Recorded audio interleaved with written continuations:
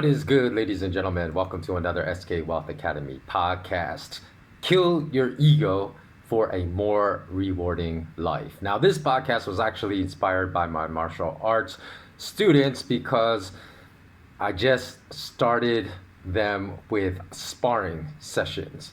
And I actually had to stop the sparring sessions because they got a little bit out of control. And that was due to a loss of ego, thus the title, Kill Your Ego for a More Rewarding Life. Now I'm going to explain exactly what that concept means. All martial artists will know what that phrase means. Now, before I get started, I also want to just thank all my Patreons because all of my content is 100% supported by my viewers, and a full 30% of people that watch all my videos have not yet subscribed. So please do me the solid, hit the pause button right now and just hit subscribe and the notification bell, because I can get over 2,000 subscribers if the 30% of people that watch all my videos just subscribe to this channel.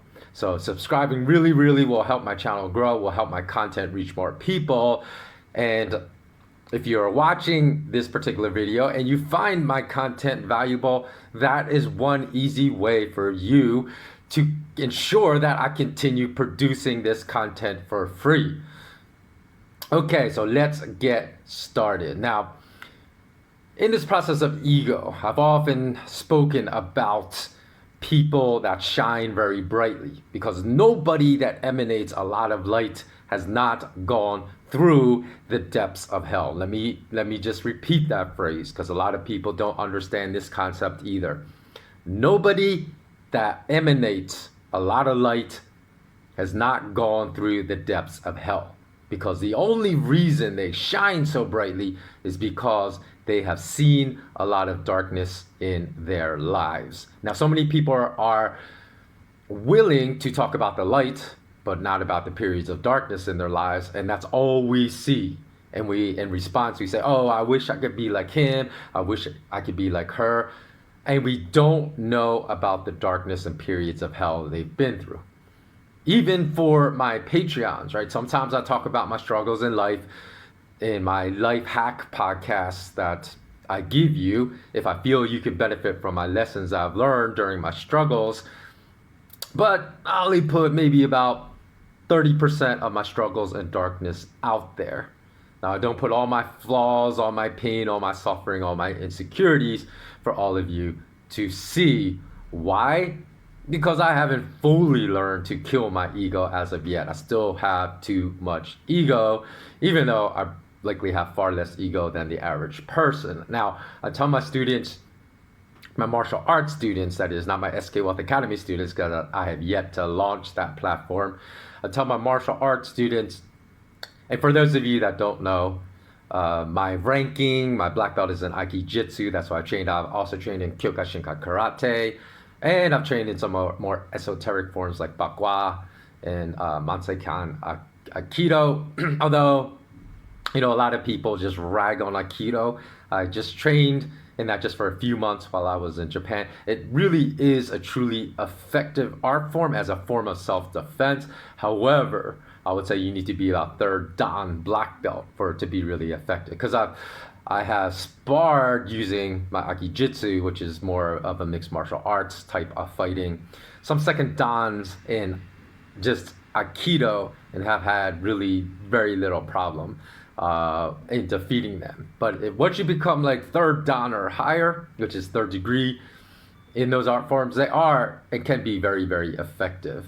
Now, when someone physically tries to intimidate you, even as a martial artist, if you've become skilled enough to knock that person out, I always tell my students the martial arts credo, which is avoid before check. So just walk away or even run away if you need to. Check your ego. Don't think, oh, because I can hurt this person, I should stand here and hurt this person. If you can avoid the situation just by walking away or even running away. So I tell them avoid before check, check before hurt, And check, you just mean you're stopping them, right? You're just defending yourself from punches that they may throw at you or from takedowns they may try to execute on you. You're just checking them before hurting them. And then if they ratchet up the level of aggression against you, hurt before maim, maim before kill, because all life is valuable. So I remember once when I was in my early 20s, I was at a house party sitting on a fence, and some guy just came up to me and got in my face and really started barking at me. And we always learn in martial arts too, the dog with the loudest bark is the least dangerous, because all the real killers are silent. So in order not to escalate that situation, to de-escalate, because I was thinking of that martial arts creed that I've always been taught, I gripped the fence until my knuckles turned white. I was gripping it so hard because at that stage of my life, I knew I did not have the necessary self-control to check my ego. So I did not want to raise my hands and get off the fence. And even I left myself really exposed, right? Because my hands weren't even up, protecting my face. I was just sitting on a fence, and I left myself very exposed just to talk that person down, which I was able to do. But back then I remember really, really, really just wanting to knock that person out. And I wanted to knock the arrogance out of that a-hole, out of his body, because I knew I could. But, in doing so as a martial artist, we learn who's the real a-hole in that situation. You are, because you're not checking your ego. So kill your ego, because it will make your life far better than you can ever know. So the only person that I've encountered, I don't know this person, of course, by me, just anywhere on social media, that puts all his or her flaws, insecurities, and darkness and suffering out there for the whole world to see is David Goggins. If you don't know who David Goggins is, Goggins, I recommend that you look him up. Now, when I talk about light, there's also distinction between true light and deceptive light. Now, there's light that's imbued with levity. It doesn't feel very dense, doesn't feel very brilliant. That type of light comes from a life of comfort, zero struggle, and from a non-introspective life in which one has really never challenged oneself. Now, there's nothing wrong with this life, but if this person really wants to discover his or her purpose, or really understand oneself and learn about one's true character, you cannot do that bathing in a light of levity. It has to come from a light of gravity and weight. And that's what I call deceptive light. It's a light of deception. Now, and it's a light, furthermore, that can never penetrate the darkest dark. It can only allow you to see a few centimeters into the darkest dark. But the other light, the light of truth, now that's 1,000 times more brilliant than deceptive light.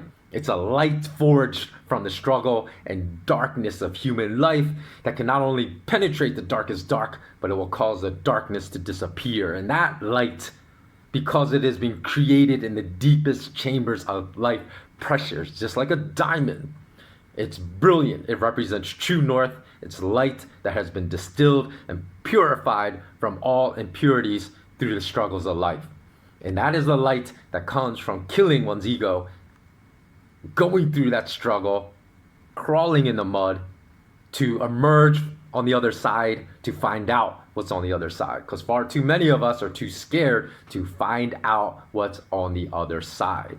So instead, we choose to bathe in what I call this deceptive light that may lead us south, and most likely will lead us south instead of true north. Now, we've all met people that represent deceptive and true light.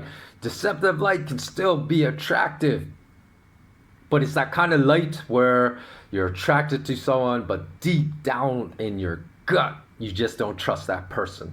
And you should always trust your gut. Your gut is right. And the reason why is because that light is deceptive. Now, true light draws you in to that person's field of gravity and does not let go.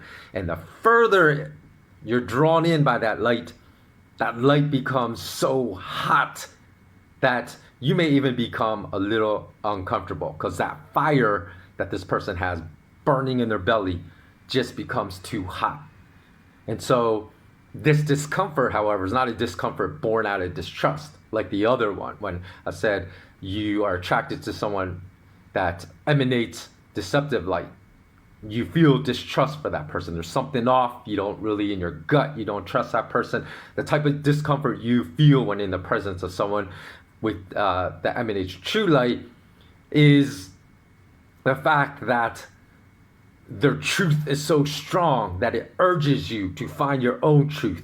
And this discomfort is born out of the fact that you may have avoided finding your own truth for the entirety of your life. So that's where that discomfort comes from.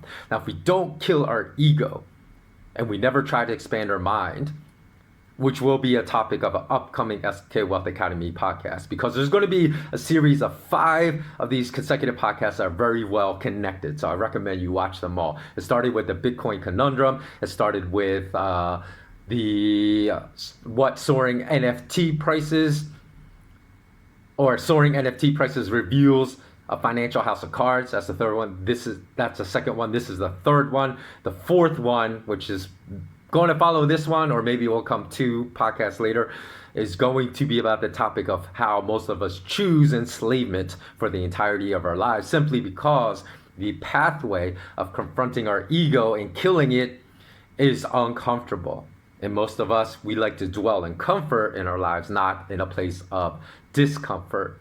But when it comes to the monetary, the education, the career pathway, the news consumption platforms we choose to engage, and even relationship channels we select, the vast majority of us stick to what is most comfortable and the one that least challenges our egos. And we live our lives in this narrow tunnel vision pathway that never helps us develop not only our humanity, so our humanity is greatly dampened and suppressed by the fact that we live our lives through the singular filter, but we also never really make it to the point where we understand who we really are. So make sure you subscribe right now to my channel so you know when I upload the final 2 podcasts of this very important 5 podcast series. Now, in any event, catering to our ego is a sure pathway to live, I would say, not even an average life, but you're going to live a below average life if you cater to your ego your whole entire life. Because if we travel down this singular lane of choices when it comes to money, education, career, news and knowledge consumption, and relationships, we're filtering all our life choices through one filter. And I'm speaking metaphorically here because, for example, with news consumption, there are many of us, right, receive news through multiple channels, but these multiple channels are all influenced by the same parent group. So we're not really receiving any kind of diversified opinion about any of these news or any diversified angles. We're all receiving a spoon-fed narrative when it comes to the same news topics, even if we access like 6 different news channels. Say we access CNN, CNBC, Fox News, New York Times, Facebook, Twitter. Well, it's more than 5, like 6, 7, Wall Street Journal. That's all going to give you the same exact perspective on life. So if you're living your life through one filter, then you're basically accepting a life of ignorance. And too many of us live our monetary lives even through one filter, our educational lives through one filter, make our career decisions for the entirety of our lives through a singular filter. So in the past, when I published truths that I've discovered, were truths that I never learned in any academic classroom. I'm talking about financial truths. I only discovered these truths because I was not perceiving the reality of the financial world through the singular filter of my Ivy League education, or the singular filters of my MBA degree in finance, or even my other master's degree. These are the type of filters, if I processed all financial information and monetary information through these filters, that would have kept me ignorant my entire life. So kill your ego and you will see life through dozens of filters. In fact, you probably don't even know dozens of other filters exist. All of a sudden, dozens of other filters will start appearing in your life that will provide you with different perspectives on the same knowledge and information that is being received into your life. And by accessing these other filters, you will eventually find your purpose. Throughout my lifetime, many people that clap back at the truths I publish, and when I say truths, I'm mostly talking about financial truths or sometimes life truths like these. without knowing my academic pedigree, will clap back at me by saying, well, I have a PhD from in economics from Stanford or Princeton, or I have an MBA from Oxford or Wharton. Where's your degree from? Who are you? Because they don't know that my academic pedigree is the same. They're just assuming because I'm spouting a completely different narrative than is the Ivy League narrative or the, elite school narrative that I did not go to these schools. However, the difference between them and myself is that I understand these types of arguments are only utilized by those that have no true argument or backbone that to support them.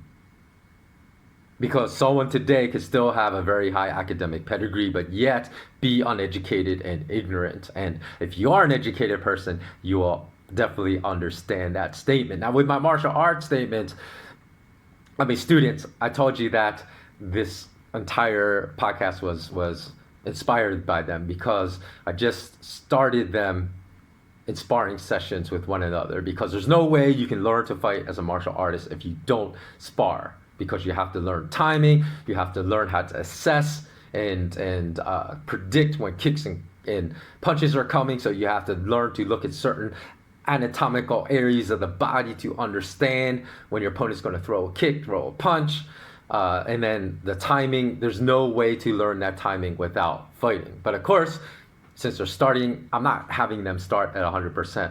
And I demonstrated to them, I said, I want you to fight at 60% speed, no faster, no punches to the head. Okay, if you punch to the head, punch to the side of the head.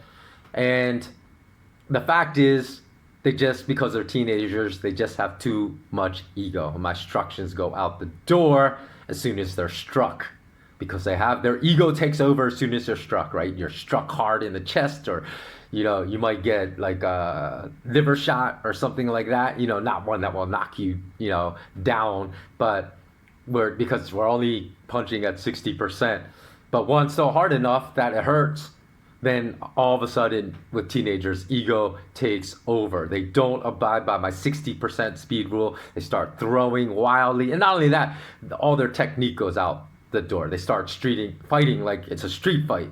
So, and where we practice, I don't have a proper dojo because I'm locked down in another country. I'm not at home. And I just volunteered my time for free to teach these students. So we just teach I just teach outdoors at a public, platform, and we practice outdoors on a hard concrete surface. So I had to stop the sparring session because one of my students, who let his ego overrun his behavior, threw another one of my students down to the concrete in a very dangerous manner. He's lucky his head did not hit the concrete, because obviously that student would have been seriously injured had that happened. And these are two students that are very, very good friends. So let me read to you what I sent them in response later that night after I stopped that sparring session. And because I said I want all of you to read this and heavily think about this before next class. And this is what I wrote them and sent them. In martial arts, the goal is to kill the ego. In sparring, our ego causes us to want to defeat our sparring partner, which leads to recklessness that can not only cause us to leave ourselves vulnerable for counter strikes or to counter strikes, but can also cause unwarranted aggression that endangers the safety of our sparring partner. While martial arts is aggressive and violent, thus the word martial, which means warlike, and bumps and bruises are to be expected and unavoidable during sparring sessions, your purpose as a beginner is to really develop a feeling for timing of punches and kicks when sparring, and to engage in a manner that protects the safety of your partner. If you lose control, it is only due to an out of control ego. And when you lose control, you do not fight in the manner in which I have instructed you, as your fighting degrades to street level type fighting, which will cause you to be more vulnerable, is less effective and is less efficient, and is driven by a desire and a need to win the fight. Your greatest battle is to control your ego and to learn to kill it. There is no place for ego in martial arts. Even when all of you hone your skills and become better fighters, unchecked ego against a real enemy that wishes you real harm will cause a lack of focus, improper technique, poor judgment, and even a loss of relaxation necessary to throw powerful punches and kicks. Uncontrolled ego can also create fear that will lead to immobility and paralysis when you should be taking action. Use our sparring sessions to learn how to gradually kill your ego.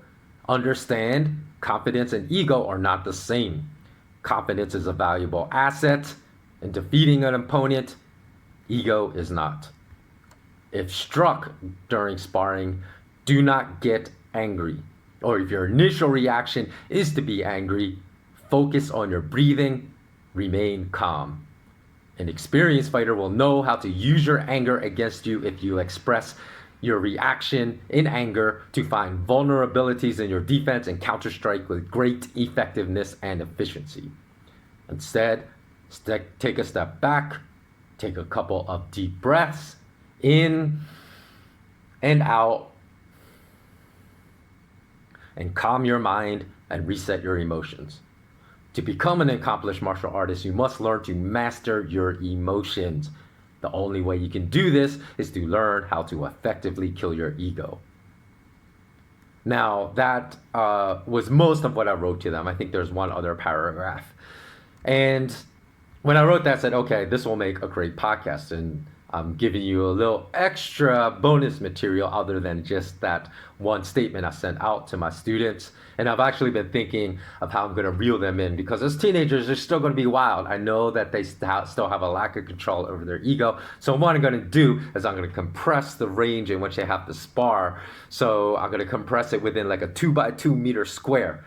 So they can't run around chasing each other. They have to fight within that, and they're going to learn a lot more control, fighting in a very condensed area that basically is like close quarter defense skills you have to exercise, and you have to exercise control. So when it comes to purpose in life, those that have been following me for a while, you know that I've always said that everyone needs purpose in life to be happy, more than anything. And then if you just pursue happiness, you may find it, but it's going to be ephemeral and fleeting. It may come and go. But if you find purpose, you always have that baseline level of happiness and satisfaction in life. Now, of course, it comes with ups and downs, but that baseline is going to be solid as a rock if you have a real strong sense of purpose in your life.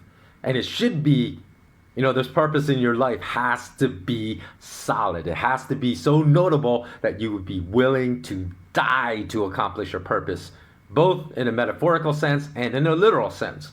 Because I'm willing to do both to achieve my purpose, which in great irony is to help as many people find their true purpose on this planet, and to prevent people from being like Caine from Kung Fu, just wandering aimlessly throughout their lives. Now, if you followed me for more than the 15 years I've been creating content online, you know that I've already suffered my metaphorical death, as my pursuit of truth and finance has led to the death of my last entrepreneurial pursuit. I could have shut up. I could have been this good little soldier, obeyed what the oligarchs wanted to do when they started pushing back, and I started getting warnings to silence myself, to practice self-censorship, but I did not. And at that point, I had already built a good income, better than the one I was receiving while working for Smith Barney in Beverly Hills. But my devotion to, because that was my purpose, to forwarding financial truths, eventually resulted in Google destroying my prior company, and it's now the reason why I am on entrepreneurial pursuit number 2, which is SK Wealth Academy. So the result of that financial death of my last company necessitated the rebuilding of my entire financial life out of ashes. So at this point, again, I could have chosen to shut my mouth. Obviously, I'm not. And because the reason why I continue to speak these financial truths that my peers were unwilling to speak about because they feared being canceled, and the reason I remained defiant in my truth and kept speaking about them, even as my company was being literally destroyed and I was receiving pushback and many things that happened in the financial, in my own personal finances, I'm not going to get into, but just different platforms that were shut off from me. People kept telling me, including my own father, to tone down your videos, tone down the level of truth you're releasing in your articles, because they're obviously hitting a sore spot with oligarchs. You know, when Google used to allow one to actually see what particular servers were accessing my news blog, you know who was on there daily? The corporate offices, you know, that corporate address in New York City of Goldman Sachs, they were on my blog daily, as was the US Department of Homeland Security. Now you can't know. Google will only allow you to see what regions are accessing your website, not the actual servers. But back then I knew definitely I was being tracked. And people kept telling me, like I said, just tone down your article, self-censor yourself. But because they said if your access is cut off to various platforms you need to run a business, your business is going to be destroyed. And eventually that's what happened. But here's why I continue to do what I did back then and continue to do what I do right now, is if you compromise your truth and your character to the evils of men, who are you? Without your honor, you have nothing. And that is why I'm literally willing to die, not just in a metaphorical sense, but in a literal sense, if that is what happens in my quest to fulfill my life purpose. Because I've not been afraid to die since in my early 20s, and I know that no man can conquer my eternal soul. My purpose is what keeps me going in life. So it doesn't even matter if I publish an article, say, about gold, about Bitcoin, and people disagree with my opinion 10,001. My opinion, even if it is wildly unpopular, is always based upon heavy research and what I 100% believe to be the truth. I'll never print an article trying to troll someone or just to try to get likes. And in fact, like I said, since most of the information I publish financially goes against what is the consensus narrative belief about a topic, usually they don't get a lot of likes because they are not, all I would have to do is write the consensus narrative for Bitcoin, write the consensus narrative for gold if I really wanted to get hundreds of thousands of views or hundreds of thousands of reads on every single one of my articles. You just push what people want to hear, right? But that's never the truth. So I learned in my 20s not to judge my self-worth upon the validation of others. So I could care less if 10,000 people call me a chink, an asshole, an idiot, or whatever ad hominem attacks they want to hurl at me whenever I publish my truth. But you are not going to alter my view of my own self-worth or my understanding of who I am, and you're not going to redirect my moral compass to align with yours. And for anyone trying to find your purpose in life, if you have not yet found it, I guarantee you will never find it as long as you seek validation of your own self-worth from an outsider instead of finding it from within. And even now, being locked down for over a year because of these COVID lockdowns, currently, right now, I'm living off 1/20th of the income I'm used to, because I haven't been able to launch SK Wealth Academy. And by the way, again, I want to give my deepest gratitude to all those that have contributed to my campaign to help me launch SK Wealth Academy and GoFundMe. And the only reason all of you have not received a direct letter of gratitude is because I'm not in the States. I have a family relative running that for me. I cannot access that platform unless I'm coming from an IP address that's originating from inside the United States. Now their security is really good, so I can't even use a VPN to fool them and to log in. But you do have my greatest and deepest gratitude, and you will get some kind of bonus gift when I finally am able to launch my SK Wealth Academy. So what was I saying? Oh, I was basically saying my happiness in life has zero relationship to income. As long as I have a roof over my head and have enough money to eat. But people never believe that happiness does not come from loads of money until they actually have loads of money but no purpose and find themselves still deeply, deeply unhappy in life. So this may seem like a monumental task, but it's a task that you take one step at a time as far as killing your ego. Because it's only your ego that basically convinces us to believe wrong information, to not be introspective of our internal belief system or even our internal morality framework to restructure it at a higher resonance, at a higher level. It's our ego that prevents us from becoming more human, acting more humanely towards others, and even forming community, right? There's a whole narrative out there of self-reliance, do it yourself, you don't need anyone else. Look at all these people that are living off the land and doing it yourself. No, in order to be successful, we need the help of our community. That's a false narrative, probably spread by the oligarchs to try to keep us separated. Okay, and you know what keeps us on that line of self-defeat, on that filter self-defeat?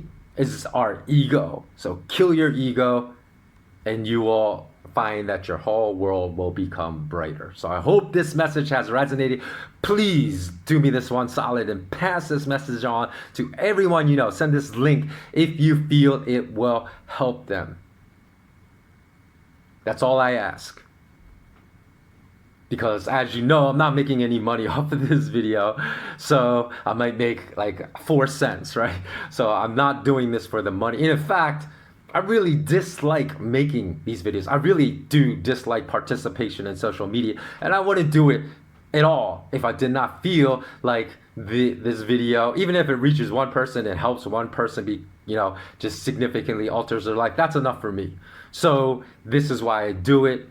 I would appreciate it immensely if you help me reach my mission and spread my message onto others that you feel might extract some kind of value, no matter how minute, from these podcasts of mine. So thanks so much for watching. Again, I'll put the links for those of you that have a very active lifestyle, want to listen to these podcasts on the run.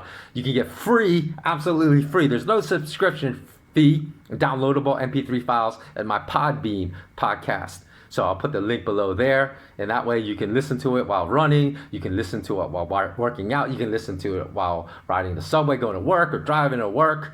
You can listen to it while cooking dinner. You can listen to it while doing yoga or stretching in the morning. So I'll put those links below. Thanks so much for listening. As always, remain intensely curious and always remain immensely courageous. So long.